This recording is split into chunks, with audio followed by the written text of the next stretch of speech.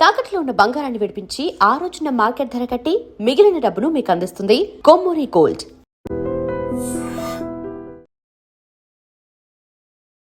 సంక్రాంతి అంటేనే మనకు తెలుసు కదా, జనరల్లీ ఈ గంగిరెద్దుల విన్యాసాలు అనుకోండి, వీళ్ళ అన్నీ భలే హడావిడి ఉంటుంది యాక్చువల్లీ.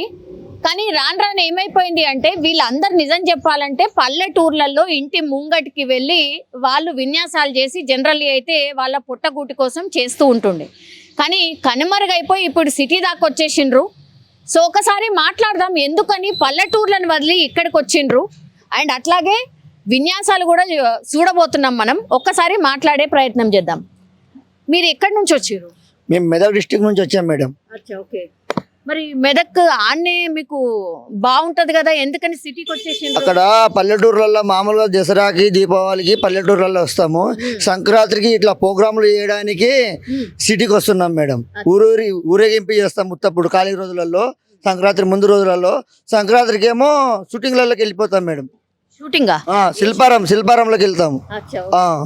మరి పల్లెటూరులో ఉండాల్సింది, మరి ఇక్కడికి వస్తే పల్లెటూర్లలో గిట్ట ఉండేటివి ఉంటాయి మేడం. అక్కడ గిట్ట అక్కడ ఉండే వాళ్ళు అక్కడ ఉంటారు, ఇక్కడ వచ్చే వాళ్ళం ఇక్కడ వస్తాం. జనాభా బానే ఉందా? అంటే ఈ విన్యాసాలు నిజంగా అంటే లేకుండా పోతున్నాయి కదా ఒక్కొక్కటి. మా వాళ్ళు ఇక్కడ చదువుకోవడం వల్ల రోజు రోజుకు ఈ విన్యాసాలు చేయలేకపోతున్నారు. ఎందుకంటే మానుకుంటున్నారు అందరు. ఇక తగ్గుతున్నాయి. పెద్ద మనుషులు లేరు కదా అంతగానము. ఏమున్నా కన్నా అంతనో ఇంతనో మేమే చేస్తున్నాం, కానీ వేరే వాళ్ళు అయితే తగ్గించుకున్నారు చాలా మట్టుకు. అయితే కొంతమంది చేస్తున్నారు. మస్తు పెద్ద గ్యాంగే ఉన్నది మీరైతే. ఉన్నది మేడం. రావాలి కదా సంక్రాంతి అన్నప్పుడు గంగిరెద్దులు వాడించకుండా ఎట్లా ఉంటది? బాగుండదు కదా అని వచ్చాం.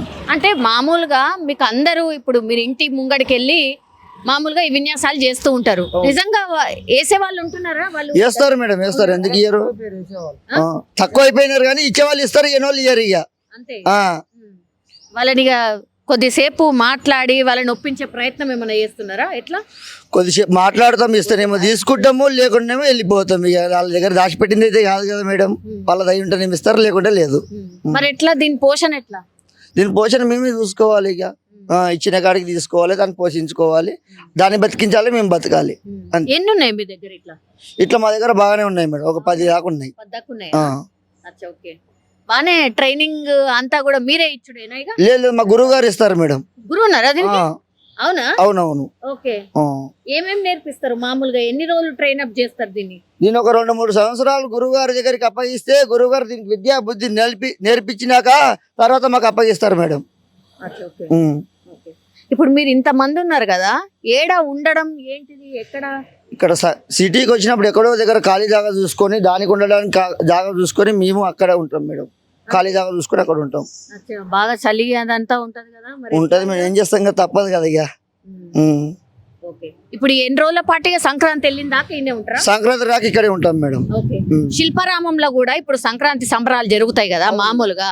అక్కడికి వచ్చిన వాళ్ళు కూడా బాగానే విన్యాసాలు చూసి ఏమంటారు? బాగుంది అంటారు మేడం. ఇచ్చిపోతారు, వాళ్ళకి తోచినంత ఇచ్చిపోతారు. మీకున్న ప్రధాన సమస్యలు ఏంటి? అంటే మీకు కూడా గుర్తింపు రావాలి అని అంటే ఏంది మేడం? మీకు గుర్తింపు రావాలి, ఇంకా దీన్ని ఈ విద్యను అట్లనే కొనసాగించాలంటే మీలాంటి వాళ్ళు మమ్మల్ని బాగా చూసుకుంటేనే మేము కొనసాగిస్తాం. మీరే మమ్మల్ని ఎంకరేజ్ చేయలేరు అనుకో మేము కొనసాగించలేకపోతాం కదా.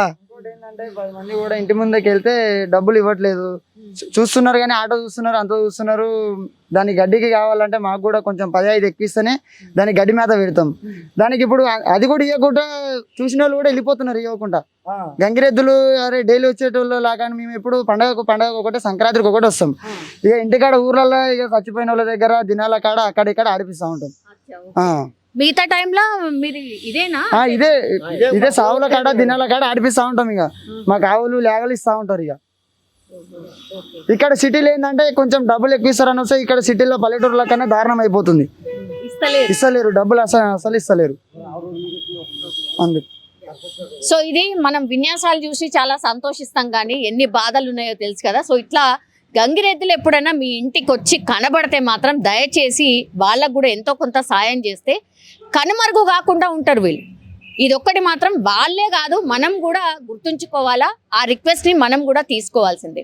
ఒకసారి చూద్దాం విన్యాసాలు అయితే నాకైతే భలే నచ్చినాయి. ఒకసారి ఆ విన్యాసం కూడా ఒకసారి చూద్దాం. ఇలా సారాల్లో కొడుకులు చల్లగా ఉండనా, సార్ గారు డ్యూటీ చల్లగా ఉండను అంటున్నావా, వాళ్ళ పిల్లలు చల్లగా ఉండని, వాళ్ళ చదువులు శాస్త్రాలు చల్లగా ఉండని, వాళ్ళ ఉద్యోగాలు చల్లగా ఉండని అంటున్నావా, మంచి మంచి ఆటలు ఆడుతున్నావా, ఇవన్నీ ఆర్తి పెడుతున్నావా, దీవిస్తున్నావా రాముడు.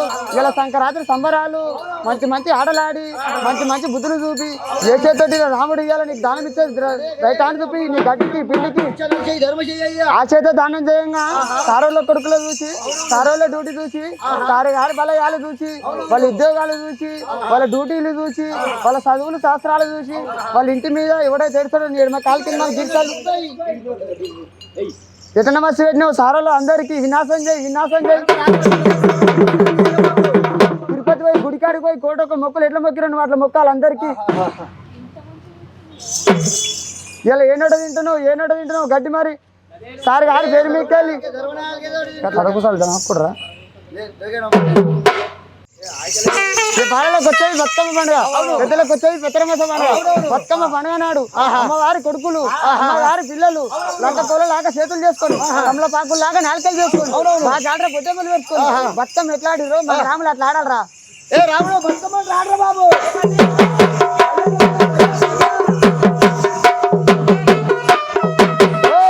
రాముడు బలాదురు బతుకమ్మ ఆడిపిస్తానికి అక్కడ వారి అలిగిపోతుండే అంటున్నావా.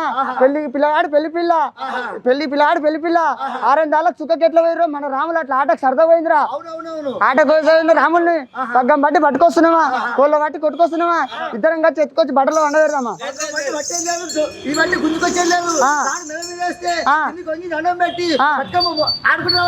తప్పిపోతుందేమో మరి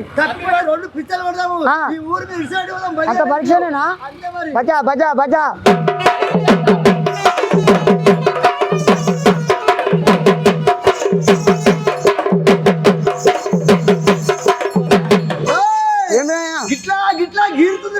గీరుడు కాదు దానికి ఆతం లేచింది అంటున్నావా. మక్క సొప్ప తిన్నట్టుంది కిందికి మీదికి వాతం లేచింది అంటున్నావా. వాతం చేయలేదురా. డోలకు దెబ్బ కొడితే సన్నాయిలో ఒక పాట పడితే మన రాములు అట్లా దస్తు చూపుతుందిరా. రాముడు బతుకమ్మ పాట పాడు బాబు.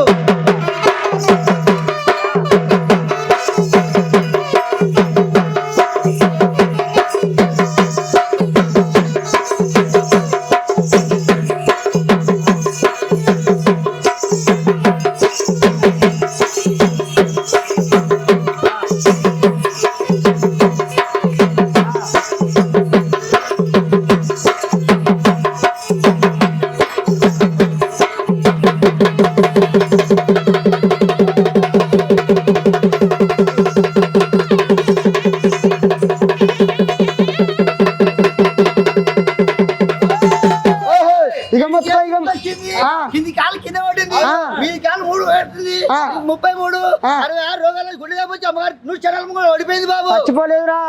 ఇలా కడుపులు నొప్పి లేదు, కాళ్ళ తీపులు లేదు, బుడెల కుట్టు లేదు, దండర వాయి లేదు. ఇలా ఎట్లా చలిగి పండుకో రాములంటే అట్లా చలిగి పండుకుంది. పండుకునే రాములకు యాదంగా పరిష్కారం బాబు లేవాలంటే. అమ్మగారు మాట మీకేనే లేస్తుంది, లేకపోతే లేవదు. దాని గడ్డికి పిండికి ఇస్తాంటేనే లేస్తుంది, లేకపోతే అలిగి పండుకుంటుంది. అమ్మగారు ఇగో బాలలకు వచ్చేది బతుకమ్మ పండుగ రోజు.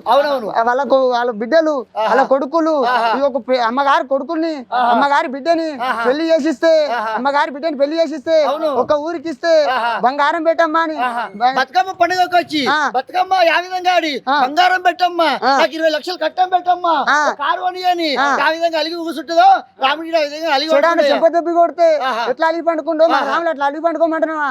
మన మేడం గారు ఒక తల్లి అయ్యి ఆ రోజులో ఒక తండ్రి అయ్యి ఎట్లా అలిగి పండుకో రాములంటే అట్లా అలిగి పండుకోవాలరా. అలిగి పండుకున్నాడు అనుకోరా బాబు.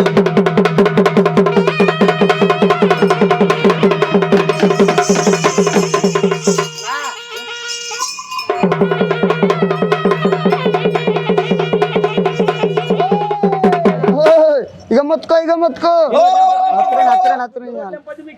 ఆడదాకా పోయిందా పోలేదా. కింది కాలు కింద కొట్టింది, మీది కాలు మీద కొట్టింది. ఇప్పటిదాకా కూడా ఒక సారాన్ని దీన్ని అమ్ముకుంటురా, వేరే దాని అయితే ఇప్పిస్తా అని అన్నాడు. ఈ జాండ్రావు మనకి ఆయకాలు జాండ్రావు వాళ్ళని ఒకళ్ళు దైతే మంచిగా ఉంటుంది. ఇక దిగ్గులు లేచి మేడం గారి దగ్గరికి పోయి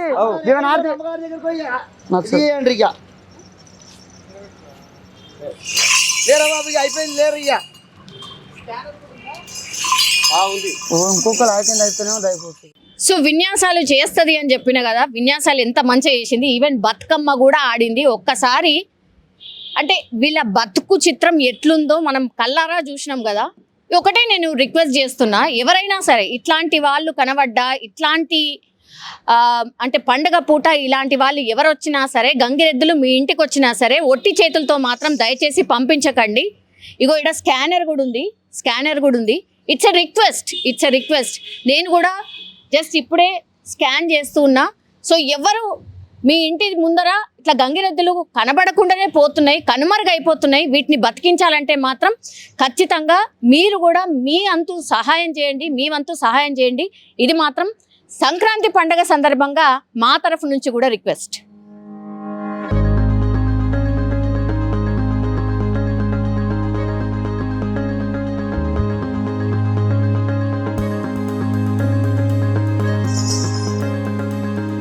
నేను కూడా నా వంతు సహాయం అయితే చేసిన. అందరికీ కూడా సంక్రాంతి శుభాకాంక్షలు. మాలాంటి వాళ్ళకి ఇట్లాంటి సహాయం చేయండి. ఎంతనో కొంత స్కానర్ కూడా పెట్టుకున్నాము. అందరూ ఎంతమంది అంటే ఇప్పుడు అందరూ క్యాష్ లేవంటున్నారు. ఎవరు చూసినా అకౌంట్ లోనే డబ్బులు మెయింటైన్ చేస్తున్నారు కాబట్టి అందుకోసం మేము కూడా స్కానర్ పెట్టుకున్నాం. మాకు కూడా 10 5 దానం చేస్తే మా గ్రామానికి దాని గడ్డికి పిండికి అయితే మాకు కూడా ఎంతో కొంచెం ఉపయోగం పడుతుంది. దానికి పెట్టాలన్నా మాకు పెట్టాలన్నా ఇప్పుడు ఎవరు చూసినా డబ్బులు లేవంటున్నారు. ఈ స్కానర్ అందుకే స్కానర్ పెట్టుకున్నాం. ఎంతనో 10 5 ఇస్తే మేము కూడా బతుకుతాం దాని పుణ్యాన. అందుకే